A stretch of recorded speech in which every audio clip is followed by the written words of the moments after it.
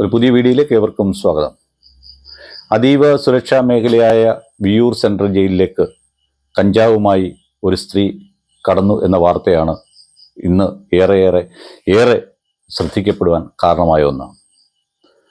കാപ്പ കേസിൽ പ്രതിയായി ജയിലിൽ കിടക്കുന്ന ഹരികൃഷ്ണൻ എന്ന് വന്ന തൻ്റെ മകനു വേണ്ടി ലത എന്ന് പറയുന്ന സ്ത്രീ 80 ഗ്രാം കഞ്ചാവുമായി വിയ്യൂർ സെൻട്രലിൽ ചെയ്യുകയും അവരെ പിടിക്കപ്പെടുകയും ചെയ്തിട്ടുണ്ട്. നമ്മുടെ ജയിലുകൾ എത്ര സുരക്ഷിതമാണ് എന്നതിൻ്റെ ചോദ്യമാണ് ഇതിൻ്റെ പിന്നിൽ ഉണ്ടാകുന്ന ഒന്ന്. കാരണം ഇതിനു മുമ്പും പല പ്രാവശ്യം ഈ സ്ത്രീ തന്നെ കഞ്ചാവുമായി ഈ ജയിലിനുള്ളിൽ കടന്നിട്ടുണ്ടാവാം. അതുകൊണ്ടായിരിക്കാം വളരെ ധൈര്യപൂർവ്വം തൻ്റെ ബാഗിനുള്ളിൽ 80 ഗ്രാം കഞ്ചാവുമായി അവർ അവിടേക്ക് കടന്നുപോയത്. ഈ കഞ്ചാവുമായി ഇവർ കടന്നു പോകുന്നത് ഇവരുടെ മകൻ ഉപയോഗിക്കാൻ വേണ്ടി മാത്രമാണെന്ന് നമുക്കൊരിക്കലും വിശ്വസിക്കാൻ സാധിക്കുകയില്ല.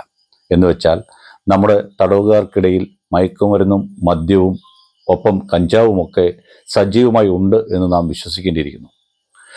നാം തടവ് കൊടുക്കുക എന്ന് പറഞ്ഞാൽ തന്നെ നല്ല വ്യക്തികളായി സമൂഹത്തിന് മുമ്പിലേക്ക് വീണ്ടും അവരെ സമൂഹത്തിൻ്റെ ഭാഗമാക്കി പുറത്തു വിടുവാൻ വേണ്ടിയാണ് അവർക്ക് നിയമപരമായുള്ള തടവുകൾ നമ്മുടെ നിയമവ്യവസ്ഥ അനുശാസിക്കുന്നതും നൽകുന്നതും.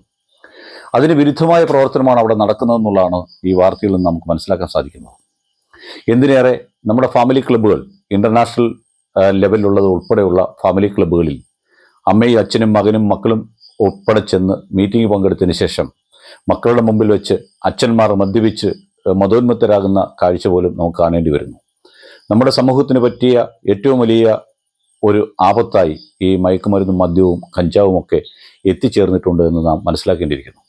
നമ്മുടെ വീടുകളിൽ നിന്നും നമ്മുടെ കുഞ്ഞുങ്ങളെ നിയന്ത്രിച്ച് അവരെ നേർവഴിക്ക് നയിക്കേണ്ട അച്ഛനും അമ്മയും ഈ വഴിയിലേക്ക് തിരിയുമ്പോൾ അത് ഈ സമൂഹത്തിന് നൽകുന്ന ഗുണപാഠം എന്താണ്, അല്ലെങ്കിൽ സമൂഹത്തിന് നൽകുന്ന പ്രചോദനം എന്താണെന്ന് നാം ചിന്തിക്കേണ്ടിയിരിക്കുന്നു. സർവത്ര മേഖലയിലും എല്ലാ മേഖലയിലും മദ്യവും മയക്കുമരുന്നും കഞ്ചാവും കൊണ്ട് നിറഞ്ഞിരിക്കുന്നുവെന്ന് പറയാതെ വയ്യ. സ്കൂൾ കെട്ടിടങ്ങളിൽ ഒഴിഞ്ഞു കിടക്കുന്ന മുറികളും ഒക്കെ തന്നെ ഇത്തരം മാഫിയകളുടെ കൈകളിലെത്തിയിട്ടും നമ്മുടെ സർക്കാരിന് അവരെ നിയന്ത്രിക്കാൻ കഴിയുന്നില്ല എങ്കിൽ സർക്കാരിൻ്റെ കഴിവുകേടാണോ അതോ സർക്കാരിൻ്റെ സഹായത്തോടെയാണോ ഇവരിതൊക്കെ ചെയ്യുന്നതെന്ന് നാം സംശയിക്കേണ്ടിയിരിക്കുകയാണ്. എന്തിനേറെ ഇവിടെ നടക്കുന്ന ഓരോ മദ്യവും മയക്കുമരുന്നും കൈമാറ്റം ചെയ്യുന്നത് ഉപയോഗിക്കുന്നതും നമ്മുടെ ഉദ്യോഗസ്ഥന്മാർ അറിയാതെയാണ് എന്ന് പറയാൻ പറ്റില്ല. മനസ്സോടുകൂടി നമ്മുടെ എക്സൈസ് വകുപ്പും പോലീസ് വകുപ്പും പരിശ്രമിച്ചാൽ നമ്മുടെ സമൂഹത്തിൽ നിന്നും മദ്യത്തെയും മയക്കുമരുന്നിനെയും മാറ്റുവാൻ സാധിക്കുമെന്ന് നിസ്സംശയം പറയാൻ കഴിയും. എല്ലാവരും ഈ വീഡിയോ ലൈക്ക് ചെയ്യുക, ഷെയർ ചെയ്യുക. എല്ലാവർക്കും ഒരിക്കൽ കൂടി നന്ദി രേഖപ്പെടുത്തുന്നു.